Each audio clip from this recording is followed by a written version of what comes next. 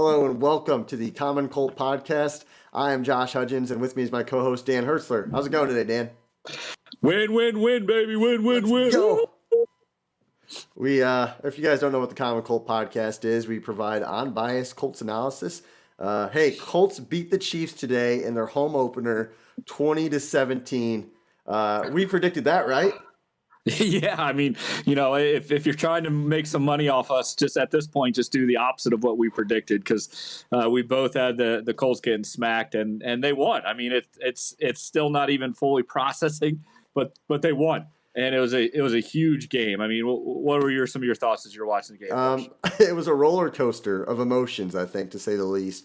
From Matt Ryan getting hit and making throws late. Matty Ice, he got the nickname, and we haven't seen it as Colts fans until today. The Chiefs' kicking woes, just so much to unpack, and we're going to talk about that and maybe how Frank Reich saved his job today. Yeah, he 100% did, and we'll chat about it. It's a really weird game because they did everything they needed to do defensively, and it's almost like they did everything they shouldn't have done offensively, yet they still won the game. Hey, let's be positive here. They haven't looked good the first two seasons, although maybe the Jaguars are better than we thought as what they're doing to the Chargers here today. But the Colts defense really, to me, is the star of the game. They held this high-powered Chiefs offense in check. What impressed you on their defense? Yeah, one thing that I noticed is they got pressure without blitzing Mahomes. I read a stat after the game, and official numbers haven't came out quite yet, but I think it was that the Colts only sent 4 blitzes all game. But Patrick Mahomes was pressured on nearly 40% of his dropbacks, which is the most he's been pressured all season. Which is interesting because if you remember this Jaguars game, Trevor Lawrence was pressured the least amount in his career. So what a turnaround by this Colts defensive line. Buckner and Ngakoue were making plays. Yeah, that's what we had said. We're not good on the actual numbers, but we were pretty spot on when it came to what the Colts needed to do defensively. We said you cannot blitz Mahomes. They had to get pressure with the front four. We wanted to see something from both lines. We'll talk about the offensive line here in a little bit, but both lines coming off the Jaguars game, when you get smacked in the mouth like that, you got to come out and you got to have that just mean spirit, that just I don't care about what's in front of me. I'm going to do what I need to do, and that's what the Colts defensive line did. Look at what the Chiefs, the rush game. I think their leading rusher had 20 yards. Yeah. One thing I also noticed, and if you look at especially that Texans game, no blown coverages, no confusion in the secondary on zones. Yeah. I remember that Texans game a few times. There were some seam routes that were just wide open touchdowns for tight ends. You didn't see the cornerback with his arms up looking at the defensive back like, well, what was that? Like that didn't happen, and it was crucial for the Colts. Another thing I noticed, we talked about it, in our preview. Hey, kickers matter. Kickers matter. Yeah. We learned that the hard way, and boy, oh boy, our kicking game was on point, and the Chiefs was not. I know Harrison Butker was hurt. They fail, an extra point. They miss a short field goal, and then they run a fake because they don't trust their kicker. Man, it felt good to have our special teams be the better special teams. And there was punts. Our punt game was on point. They muffed a punt. We pinned them at the one. I mean, our special teams was dominant. Yeah, 3 phases of the game: offense, defense, special teams. And a game like this, when your offense really wasn't kind of moving the ball well, wasn't eating up the clock, the run game really wasn't there with what we thought it would be. You really needed the special teams to step up, and they did that big time. You could say that the Chiefs lost this game more than the Colts won it, and I think you can maybe hear some analysis of that. But I think defensively, and I think the special teams, the Colts won the game. The offense wasn't really sharp, and there's some issues there, and we'll get to that. But 2/3 of the game, the defense and the special teams, the Chiefs, just looked like the lesser team, and the Colts were the better team, and that's really why the Colts won. Yeah, and just a fun tidbit here: since 2018, when Patrick Mahomes kind of took over at quarterback of the Chiefs are now 39-2, where their defense lets up 26 or fewer points. Do you know which 2 teams they lost to?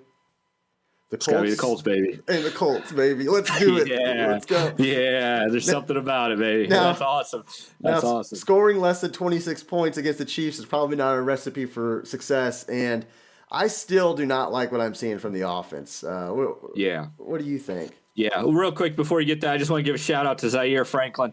12 tackles, 8 solos. He was just tearing it up there, making all the tackles. And a shout out, you mentioned real quickly, to the communication on the back end. They had some injuries, got some other guys in there, didn't miss a beat, no splash plays, good stuff. Here's some of the negative stuff, though. And again, what we are about, we're not just, hey, Chiefs are, the Colts are going to go win the Super Bowl. The Colts are back. Colts are, we're not going to do that. Let's be realistic. The offense has some major issues. Something is going on with the offensive line, and something's going on with Matt Ryan and the communication with the offensive line. We saw it on that 1 4th down, in the first half. I think they were going for it. And, interesting play call. We can talk a little bit about that. But when you slow that down, I don't know which receiver it was, but someone right over the middle was wide open. And there were 2 people right in Matt Ryan's face. Now, some of that is the offense line. Some of that's Matt Ryan as a veteran. He's got to see overload blitz. Doesn't matter what the offensive line does. They don't have enough people to block, and maybe he needs to call a hot route. Maybe he needs to shift his coverages or blocking schemes, and so there's things that are going on here that are not good, and I'm concerned about that. Yeah, Romo on the call was kind of pointing it out. He's like, Ryan Kelly's a Pro Bowl center. Matt Ryan's a veteran Pro Bowl quarterback. And these miscommunications are happening to where it's not necessarily the Colts offensive line. I mean, Jacksonville, they got manhandled. I think we could say that. Yeah. But even that game and this game now, miscommunication. I don't know if it's on Ryan or if it's on Ryan Kelly or if it's on Jonathan Taylor on some of these, or just kind of all 3 at different points. But he pointed out it's miscommunication. When a guy goes unblocked off the edge or up the A-gap twice, I noticed that game, just straight up the A-gap on your quarterback, that is not a recipe for success. And getting back to that call on 4th down early, I'm all for going for it at the right times. I thought that they were in a position where they could have punted that ball and pinned the Chiefs. Instead, Ryan gets sacked and they hand the ball to the Chiefs at like the 35-yard line. I mean, that is awful. Awful. Yeah. You have to be aggressive against the Chiefs because you know what they can do. Again, I'm 100% favorable to the call. I think anytime it's 4th and short within 50-yard line, I think you got to be aggressive. That's the way the NFL is moving, analytics, all that stuff. I just am really concerned now that we're 3 games into this. Matt Ryan got sacked 5 times, 10 QB pressures. Something is off here. It's maybe coaching. It's maybe Matt Ryan. It's maybe the offensive line. Jonathan Taylor only averaged, I believe, about 3.2 or 3.4 yards per carry this game. That's not going to cut it. So something is missing, and I think going forward, this is a really key thing to watch. If you want to watch the Colts and see how they're developing, we're seeing the defense is kind of a bend don't break, kind of very sturdy, very solid defense. Not too many splash plays, but really good defense. Their offense on the other end is they're just not doing it, and it's going to be a concern. It's bad. It really is bad. And when you have the highest paid offensive line in the NFL and a veteran quarterback who's supposed to be able to make the shifts and tell what to do, you just have to assume you're going to perform well. Now the good news is if it is miscommunication and if that's the issue, that does seem like a correctable issue. It's not like, Quentin Nelson just sucks now. I mean, it's just strictly miscommunication, and I think they can work their way through that. And if you could stay afloat, maybe they could correct this problem. Well, there's 2 things that I think are curious to know if things are going on outside of what we just identified. Is one, are any of these guys more banged up and hurt than the Colts are leading on? Colts aren't really the most honest organization when it comes to injury report, as we've seen with Shaq Leonard and kind of what's going on there, and Andrew Luck. And so maybe there's some injuries going on there. The other thing I'm wondering, though, which isn't as correctable, is I wonder, because we get back to the wide receiver issue, there's no one that can take off the top. So now these defenses are just saying, look, we're gonna send the house. We're gonna go after the quarterback. We'll hit Jonathan Taylor on the way, or we'll get to Matt Ryan because we can play these receivers one-on-one coverage because no one is scaring us deep. Matt Ryan's arm's not strong enough to get it there. That might be something that we need to keep an eye on. Yeah, I agree to a point, but if this receiving core can stay healthy, I'm a little bit higher on them than I was last week. I love what I've seen from Alec Pierce this game. Big body receiver, above 6'2", close to 6'3".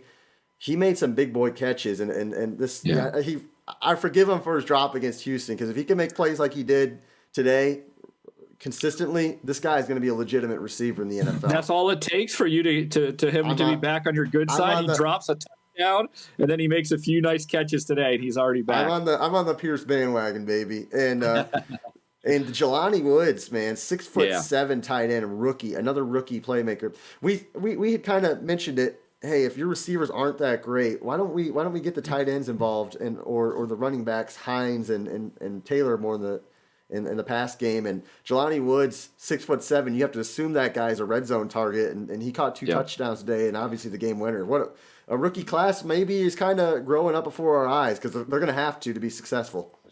Yeah, that's the key right there. They're going to have to. We talked about the unsung hero, Michael Pittman coming back.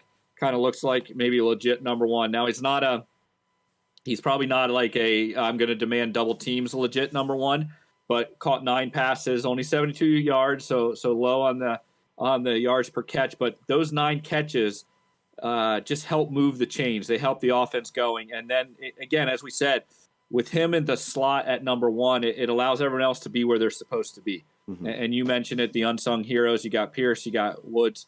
Both these guys made big plays today. They're going to need to do that. And if they start kind of emerging, now you start to see a real offense that might be able to come out of this. Yeah, and I'm handing out my game ball right now. Obviously, I tossed one to the rookies.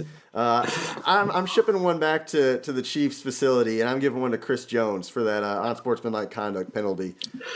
Yeah. I mean, if it's not for that, we probably lose this game. And Matt Ryan said he hurt him, and Matt's like, hey, sometimes you just got to be cool under pressure. And I don't know what he said. I don't know if he's like, hey, you suck, and that's what threw the flag. But I guess it wasn't very nice.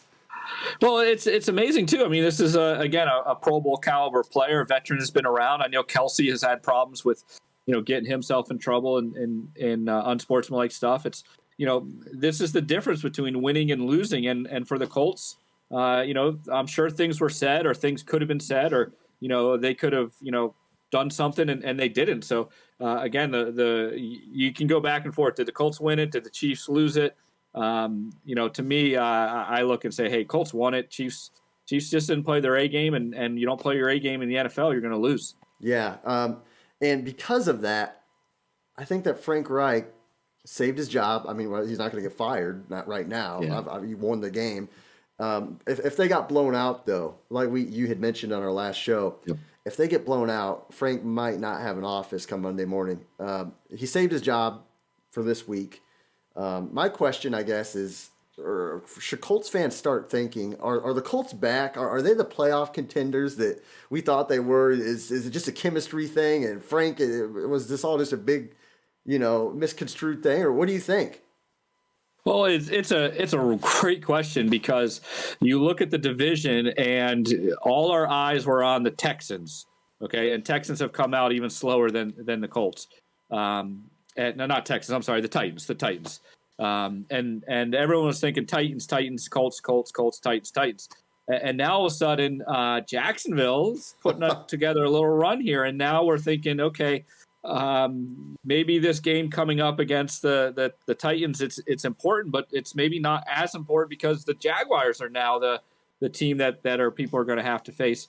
So I think because of the division where it is, Colts fans, we should be as optimistic as anything. We have a good shot. We got a path forward. That's what you need in the NFL. You need to look ahead and say, okay, where's our path? And they got a path forward because there's not yet the dominant team in the AFC South.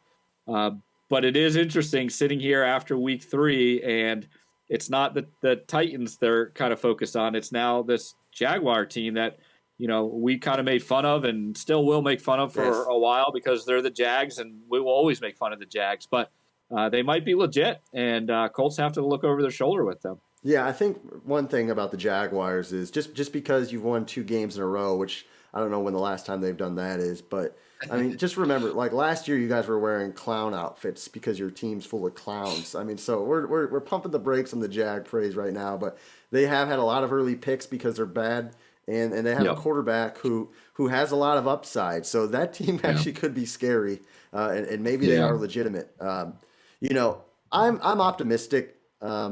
I'm encouraged, but I don't think we can ignore problems just because we beat a Super Bowl contender.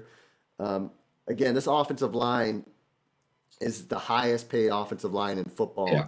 And whether it's miscommunication or they're getting outplayed or both, it's not playing up to par. Your quarterback's getting hit, and you cannot win consistently like that. We've seen it too many times. Yeah. And Matt Ryan, I mean, think about it. Like if we are in the same boat next week, and we beat the Titans, though, where are you feeling then? Or are we just really on that teeter side here of like, okay, we beat the Titans, everything's forgiven, and we're moving forward, and we're good to go, or are you still not sure about this team? I'm feeling a lot better. Yeah, I think week 1 is always a weird week in the NFL, and the Colts made a lot of uncharacteristic mistakes that Texans game. We can go down the list, whether it was drops or roughing the kicker, fumbles, missed field goals, snaps. So I'm willing to forgive that. The Jaguars game, it could have been a scheme thing. Maybe the Colts literally just had an awful scheme and the Jaguars had a great scheme. I mean, that's the NFL. Sometimes that happens. But if you can beat the Chiefs, come up against the Titans and clean up some of these mistakes, I'm certainly more optimistic. The only thing I'm still outside of the offensive line is Matt Ryan is playing more like Carson Wentz than Carson Wentz played like Carson Wentz last season. And I'll say that because everyone thought that Carson Wentz was this turnover machine last year, and he did not turn the ball over a lot last year. He threw some dumb balls. He had some left-handed interceptions when he did make those mistakes. But Matt Ryan is fumbling at an alarming rate. And whether that's the offensive line or not, he's done it in some situations where it's been totally his fault. And was it 2 more today? 2 more today. I don't like that. I don't like that from a veteran quarterback who's supposed to limit those turnovers. Yeah, here's what we're seeing. I think we're getting a good picture of who the Colts are, and they're not going to change that. We said from the very beginning they need someone to step up. They can't make a lot of mistakes. They're a solid team. Frank Reich's not going to start turning into Bill Belichick. He's not going to start turning into Andy Reid. He's not going to start making these wonderful game plans. To me, he's solid right now. They've got to figure out how do we just kind of accept who we are and just be that team and eliminate some of these, the miscommunications of the offensive line, the fumbles, the boneheaded stuff. If they can do that, I think this team is as we saw today, can be with anybody and they can compete with anybody. Is that coaching? No, I don't think it's coaching, to be honest with you. I think that's just who the team is. But if they start going south again, this team is also potential to just implode because they don't have anyone that can just make up for all the mistakes. And Frank Reich's going to be right in the same spot, maybe in another week or 2 weeks. And I think his seat turned down maybe 1, but it's still hot. I think he's still very much on the hot seat. It's interesting because I do think the pressure is off him a little bit. This gives him, I can breathe here, I think he can sleep this week at least. I'll tell him that. He can sleep this week. He's not going to need to take any melatonin tonight. But when I think about the Colts offense and I think about Matt Ryan and the amount of times they gave Jonathan Taylor the ball this game, like you said, 3.5 yards per carry or 3.4, that is not going to get it done if you're playing these great teams more often than not. But the fact that they stuck with it this game instead of abandoning the run, and Matt Ryan, his leadership, I get it. He didn't play great. Stats maybe say a little otherwise, but I don't think he played great today. That guy does have leadership capabilities that they did not have at the quarterback position last year. You've seen it in the fourth quarter, him again riling up the troops.